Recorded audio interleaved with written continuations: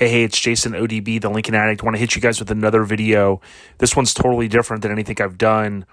I am a subscriber of Motor Trend, and what you can do if you happen to be, you can go out on. I usually watch on the Apple TV, and you can also go on obviously the computer and look up Garage Squad. And if you select season 3, you'll see episode 9 is titled 63 Lincoln Continental or Lincoln Convertible. I had met Joe and team at SEMA back in 2015, and I had mentioned to them it would be super cool if they did a Lincoln. And he said, "Oh, don't worry, we'll eventually do one." I don't know if one was already in play at that point, but it was really cool that they did follow through. And I wanted to show you some of the things that I noticed.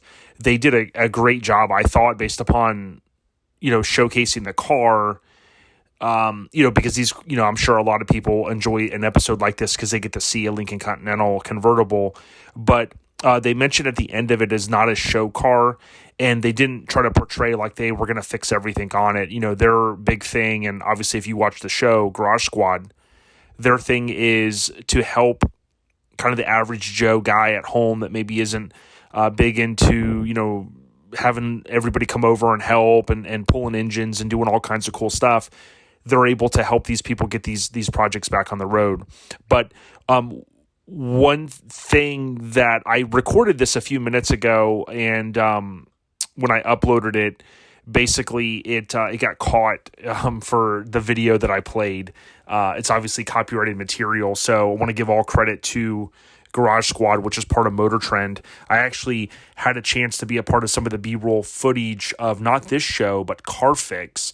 If you look up Car Fix and you look at the Maverick episode, there's towards the end, we went down to Ybor City and we had our mini trucks that was a part of that, and that was, tied back to Jeremy Bumpus, who's one of the co-hosts there. And ironically enough, I say that because you also have Brian Fuller, who is a Lincoln guy. He's into Lincolns, and he's one of the co-hosts as well. But that's for another video. But I cannot hit play on this because based upon how the tools are on YouTube, it would get caught. But here's basically the premise. You got this guy named Will, and he has a 63 Lincoln, right? So we've established that.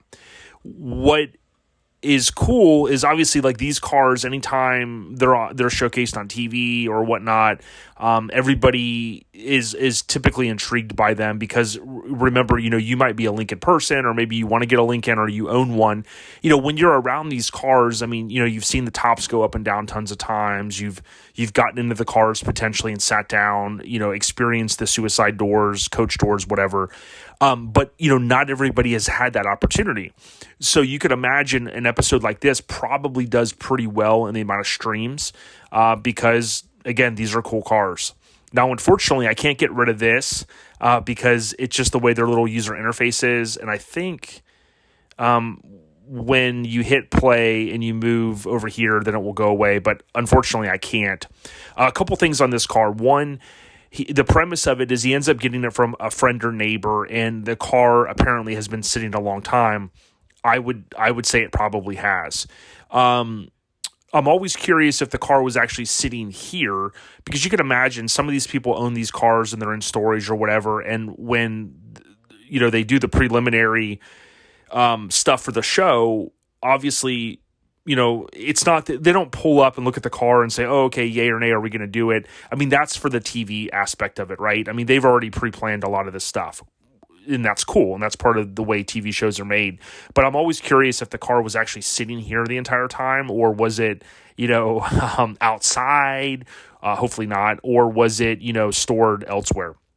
But one of the things, or some of the things I'll point out here, is the top is very raggedy, or we should say ratty is what we always say. It's pretty ratty. There are some missing moldings, and I would assume that that the guy has a lot of this stuff. Now, they also do some recon before, and I think they do some preliminary stuff to get, to line things up. Because remember, they're not just going to come into town and, hope they could do this car in 5 or 6 or 7 days, whatever their actual timeline is. I did not ask Joe. This is Joe here. I didn't ask him, hey, how long does it, really take you guys? I mean, I would assume they're coming in like on a Monday, and their probably deadline is to get out of town like on a Friday. And I think oftentimes they do some of the principal photography with the owners on the last day, because you'll often see the outfits they're wearing, or kind of that last day, because they're getting photos and video of them, in the car driving and things like that, which we'll kind of see towards the end. The premise is, obviously, they look at this car, the interior's not there, there's window switches that are just, broken, the top looks really, really bad. This is a great candidate for a type of rescue, if you will, that these guys do with the show. There are a few things that you'll see underneath here. We can tell that it's not an air-conditioned car because there is not an AC compressor here. We also obviously know that this isn't the right vent hose, but those type of little things are going to be noticed if you're kind of a Lincoln person. The dash looks pretty good in this. He actually wants to go with black interior, and we'll hit upon that in a few minutes. Underneath the hood, you'll typically see this oftentimes where it looks, pretty nasty when they pull that insulation off, kind of some of the glue and things like that. But, a lot of that can be remedied. I am a huge fan, if you guys know, of blue Lincolns. I own a 64, and, this is an earlier year 63, but I love these blue dashes. But I could see why someone would want to have the black interior. And being that the door panels are out, being that the seat, nothing's in there except for pretty much the dash. I could see easily why they decide, hey, we'll help this guy out and we'll convert it to black. They kind of do these little graphics, and I wish I could hit play on this. They kind of do these graphics to show what the overall process is going to be, and it's, brake work, in this case, getting the top redone, getting the top working, getting the engine, running and driving. Joe, during this episode, he mentions, rebuilding the carb, and believe it or not, that oftentimes is just simply getting a new carb, okay? You can rebuild these. I have an original Carter on my 64, but, oftentimes, with the air cleaner on, you're never even going to see the carburetor. And unless you're a hardcore purist, a lot of guys go with the Edelbrock 1406, and I think that's 650, is it CFM? I think they call it, but it's a 650. Some guys have said, you can go with a different one. I actually have another, I have a couple of them, and I know there's even another similar Edelbrock where they flip the fuel line on the other side. There's a couple different ones, but 1406 is the main one that everyone uses. The episode's pretty cool. Here's where they kind of show the graphics. What I wanted to point out is there's a couple of different angles that they show, and this rear door here looks pretty chunky in the corner, and I've seen that on cars. Even my 64 is not perfect there. That's something, again, if you've watched the series where I've talked about the different eBay of listings, that you always want to kind of look in this dog leg. It does look a little crunchy in here with a couple little spots, but nothing terrible.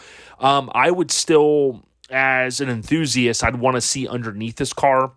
This rear quarter panel is pretty haggard right in here, and that it could also be replaced. So just because you kind of see some of these things doesn't mean this car is, quote, too far gone or anything like that.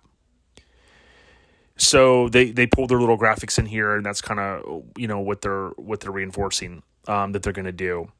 For mechanics like these guys, a lot of this stuff is just normal stuff.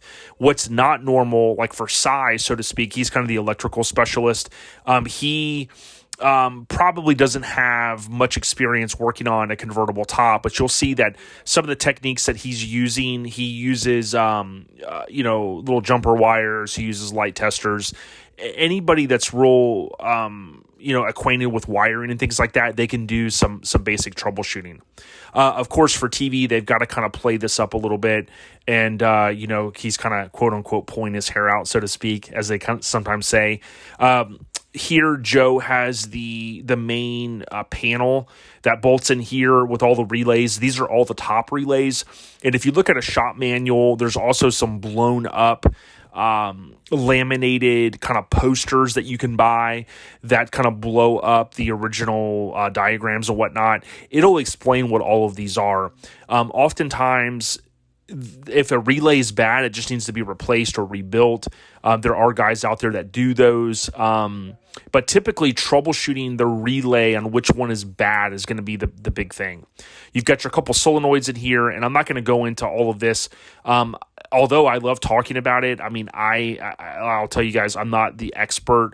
John Cashman, who's retired, Mike Moreno, who took over his business, Blair Farmer, even Chris Dunn that owns Lincoln Land, Teresa, some of these people that have been around Lincoln's 20, 30, 40 years and worked on them, these guys know how to troubleshoot them inside and out. As an enthusiast, I know what to look for, and, I know certain things because I've read a lot about these cars. I've been around them, but, we could do more videos in the future possibly on those topics. You got your one pump here, and, oftentimes if you're going to do a refresh, you're going to end up getting, new solenoids, new pump, new rams, new cylinders, things like that. But they, of course, here are just, trying to get this thing going. They're not doing a full refurbish. This deck lid is pretty rough, and when I did the first take of this video that got flagged on YouTube, I spent some time, and I probably beat a dead horse, so it's good that it got denied, I guess. This is a pretty rough deck lid. This deck lid basically is going to have, more than likely be replaced. I mean, you'd have a lot of money and replace or trying to fix this. You would also have a situation where I've talked about the moisture and stuff in here and how they rust. This guy in the end, when he goes to get this car painted and body work and stuff like that, any place is going to tell you, okay, well, we could paint the outside of this, but you got to remedy, this rust and things like that. But you'll see at the end of it, they're out enjoying the car and having fun. And I would tell people all the time, I've seen people with some pretty ratty cars that don't really care. They're out there, the door's open, the top works, the windows work, they're cruising. They could care less if the car's got a little bit of rust here and there. So, again, to each their own, that's not a bad thing. In here, you'll see that at a point, they start to kind of clean this out. And I always talk about one of our key partners, Steel Rubber, STEELE rubber.com. They're the best in the business, and these cars have a ton of weather stripping. So, often if you're looking for your project or you're going to buy one of these cars eventually, look into getting steel rubber. It really helps keep the moisture and the rain, if you will, some of the elements out of these cars. They're just doing a little bit of work here. Kingster, good kid. He was the guy that took the photo, the kid that took the photo whenever I met them at SEMA. I should have had him jump in the photo too. Again, you can see the deck lid here, a different angle, pretty rough there. The interior, he has a good time working back with her, and they obviously jump into the interior head on. Again, his name is Will63. This is one of my funnest aspects of a project. I love getting in, taking the carpet out, which in this case was all gutted already. But I love getting in here with the vacuum and cleaning all this up, and then getting in with some POR 15. POR stands for paint over rust. And a lot of times, if this cleans up pretty well and there's not really, really bad rust, you can get in there with POR 15 and kind of coat the floor once it's all cleaned up, and put some sound deadening down and kind of move on. But you see a little bit of stuff here, and this is typical. This looks it's hard to tell if this is bad rust, but you got to remember over the course of time, as people drove these cars and they got in, with their boots on, if just as an example, if they had boots on or whatever, and there's, they're waterlogged or they're soaked and water kind of gets in here and it sits under the carpet and dries and all that. Any old car is going to, typically have some rust and things like that on the floor pans. It just depends how bad is it. You can get floor pans for these cars that are available like from places like eBay. Depending on your metal fab shop, some people say, well, they're too thin. I wish they were a little thicker. But they resemble the factory floor pans with the grooves and things like that on them. Here you can just see they're taking the time. And this is the fun stuff I like doing. He's going in here and just trying to get all of that nastiness out of there. A lot of this is probably stuff that he, as you're working on it, or as this guy Will is, he's probably thinking, man, I could have, got out here and started cleaning this thing up a long, long time ago. But it definitely helps to have friends or neighbors or just people that are enthusiasts kind of come on over. It gets everyone motivated to work on their ride. Cy, with the crazy look in his eye. Hey, that rhymes. Trying to get this top working. You can see here he's looking at different diagrams, which is key, and you can see that the pump was replaced. So they probably went to Hydroelectric or John Cashman. John, for a long time, sold the parts, and Convertible Lincolns is Mike's website, which he bought from John, the business. Here, I want to hit play so bad, but basically Bruno shows all of the parts that they purchased for this, kind of for the quote tune-up. So you'll often hear the term, nothing's available for these cars. That's not 100% true. I mean, you can get plugs, you can get wires, you can get belts, you can get a lot of stuff, but the reason why that term is key is there's a lot of stuff you can't get, like a water pump. Those have to be rebuilt, trim and things like that. It's just not reproduced. They tape up, she tapes up the steering wheel here, and they're kind of just showing some of the recon they're doing. Now, I have never dyed anything recently. Maybe in my earlier years, kind of connected to trucks and stuff. But I know TC. She works at Lincoln Land. She loves doing this kind of finish work, so to speak. And what I thought was cool was they show it could be done in your garage, which is cool. And you can see they've taped everything up. Again, I love the original color, but I could see why they're trying to help this guy out and kind of go all in for him. Now, one of the reasons why I wanted to do this video was something we'll get to in a minute related to the engine. It does start up, and he's super excited. He's probably hasn't ever heard this thing run. These engines will run.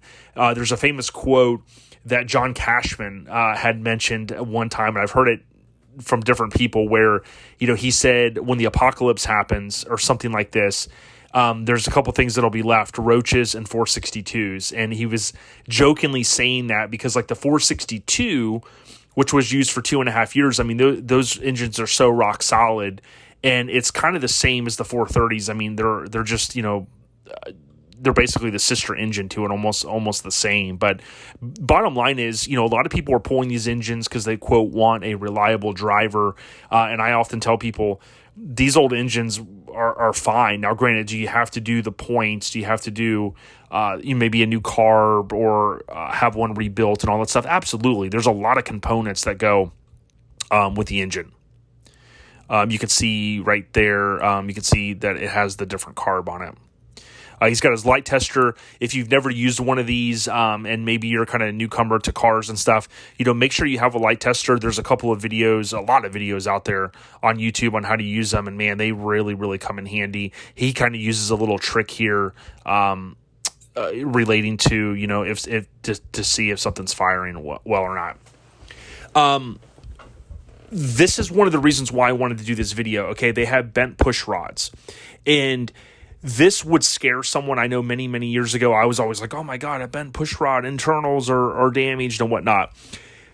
Know that this can be a common thing on these cars, and what you want to know is this can sometimes be the tell that the car has jumped timing. Now, Joe is really good. I mean, dude, this guy knows his stuff. He knows way more than I do. When it comes to Lincolns, though, one thing they didn't do that you have to do, and we've said this before, is you have to change out the timing gear, the timing setup on it. Those parts aren't all that expensive, but when you have to take the time to take the timing cover off, the water pump comes off first, then the timing cover, then you change your gears. The original gear, and I'll try to put a photo in here from when I did it on my 462, look at the teeth, okay? That was the teeth on these sprockets or gears. They were actually called out. If you look back at the original, like in 64, 65, and you look at some of the road tests and stuff, they're like, oh, they have, such and such teeth on the timing gear to make the engine quieter and stuff like that. That was something, believe it or not, they did and they kind of promoted. But you can imagine 60 years later, these things start to come apart. And when those pieces get down into the oil pan, you have your oil pump pickup.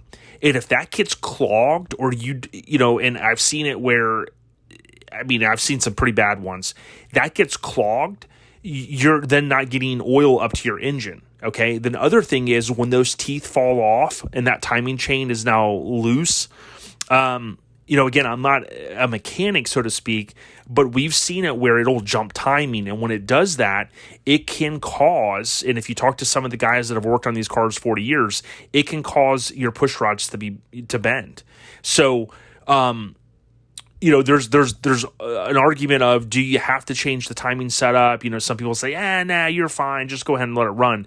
Me personally, I need to do it in my one car still that I picked up last year from Robert. I have to do it in there. There's kind of a little list of things that I got to do. And the other two cars I've had, I've changed the timing setup pretty quickly. But I wanted you guys to know that. It's the utmost importance to do that, and it'll keep the oil flowing well. It'll also keep the car from jumping timing and things like that with the timing gear. Okay, enough on that. Here they're just kind of going through. They showed some of the interior stuff. And this is where they reveal the seat. So again, they probably do some recon ahead of time to say, hey, we're coming into town. They line up a local upholsterer. These seats came out great. I love how they actually have the factory pattern. And, oftentimes on an old car, the interior, when they're done with this, it just looks so good, which is great. It was kind of funny when they went to pick this up, they kind of made a comment about picking it up and how heavy it is. And, that seat is definitely heavy. They put the original, wood piece is on. I think there are some folks that redo those. And, here they did have a local upholsterer come in and do the top, which I thought was cool. Oftentimes with the top, you're going to have about at least $1,000 in the material. And then you're going to have other components that go with it that add a little bit of cost. And then the wiring that goes through it, that's a few $100s. And we always recommend that the wiring is changed. The reason being is that the wiring over the course of 60 years has been folded and unfolded, and there's power going through it. And they'll tend to be brittle. They'll tend to have breaks in the wire and things like that. And so all of that must be done. The other thing is not everybody is accustomed to changing these convertible material tops. So one of the utmost important things, and I'll give you this little tip, this little secret, is if you're having someone locally do your top that's never done one before, make sure they know where that wiring's going, okay, in the top. Because this is one of the secrets, staples can get put through those wires and cause issues, okay? I'll just leave it at that. The upholsterers, if they put a staple through it, it can cause problems. So here, again, you got a happy Will. Now, a lot of times in TV shows, they'll kind of show this rear bank, and I'll put a photo in here from one of John Cashman's videos in the past that's on YouTube. But bottom line is, this is all for the rear window stuff. All of the stuff in the trunk is for the top, but, kind of auto drops and limit switches and things like that. You got Psy in the back. And I'm going to kind of fast forward through this a little bit. Again, you can see how bad the interior was. Here, a little bit of a gimmick where, they're like, hey, the top's not working and stuff. I think they're still trying to fine-tune it at this point, because you'll see that Psy does, have some jumper wires and stuff. You get a better look at the deck lid here outside. One thing I believe, and I always forget this on the convertibles, the car has to be in neutral, and the car, I'm pretty certain the key has to be turned on. So I think here, it could just be where they backed the car out and the key wasn't turned to the on position. I always forget that because John Cashman had given me a tip, and I was able to, you move a wire in the passenger kick wheel, foot kick wheel, and you can bypass it having to, the key having to be turned on. So there's a couple little, hacks you can do. But I've seen people were like, put the top down, and they kind of made a comment here once they actually get it working. Bruno's kind of laughing, and Joe, he stops for a second, and everybody's like, oh man, it's not working. And then you can see anytime a convertible wasn't working and it gets working, it's a mesmerizing thing. I love seeing the people's faces because they're just like, wow. And when it gets up to that peak point and it starts like folding, that's when it's like, man, the freaking engineering was awesome. Okay, it kind of goes down, and you see, I think it's Ronnie is his name. He's kind of pushing down on it. Everybody kind of tends to be like, oh, is it going to go down? And that's where the locks are spinning, and it goes, and you can kind of tell, and that's when you let off the switch, and that's when it's like fully locked down. Okay, so I'm going to wrap it up here with this. They get in the car, they cruise it. The neighbors come, the friends come, the guy gets to pull the car out. You can see, this dude Will is super happy. The car looks good. Here you've got the molding is on. I think originally on the other side it wasn't on, but hubcaps are on. This car looks a lot better. It's one that probably down the road, if the guy goes to get it painted and stuff, they're going to have some time and metal fab. Hopefully underneath this car isn't totally, shot, so to speak. But look at the interior. They dyed the dash. It came out great. The steering wheel looks great. They've said, like I mentioned before, it's not a show car, but really this is a car that you can go fire up and go drive.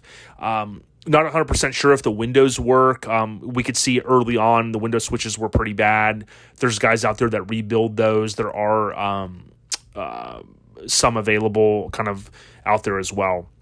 The motor looked really, really good, just them hitting it with some flat paint. So what I would say is the Garage Squad, they are awesome people. They did a fantastic job, in my opinion, on this, doing what they did. The guy's super happy. The only thing that I would suggest that this gentleman, if he called me or, he was like, hey, what else should I do? You got to do the timing setup that's on the front of the engine. And if you do the timing setup, the gear, then the water pump's going to be off. We'll get the water pump rebuilt. Send it to Lincoln Land. They'll send you a rebuilt one, right, for a fee. If you're going to pull the water pump, then you got to pull the water or the mini thermostats. We'll talk about that in a future video. They're actually in the block behind the two main ports for the water pump. So if you're going to have the water pump off, you need to pull those mini thermostats. Another stupid thing, or another over engineering thing that Lincoln did back in the 60s, thinking that it was going to help, and over the course of time those can prohibit water and coolant flow and things like that. But those are smaller things. Again, if you did the timing setup, you did the water pump, maybe even a Champion radiator for a few $100s, you could get another radiator. You could spend more money if you want and get yours record or flushed out. So there's a few things. But I hope you enjoyed this review, and hopefully this one will not get flagged because I did not hit play at all. And great job to the Garage Squad, Joe and team, and Cy and Kingster. They're good people. So stay on the rise. Check out Lincoln Addict Podcast, however you find podcasts, or Google Lincoln Addict Podcast. Take care, y'all. Peace.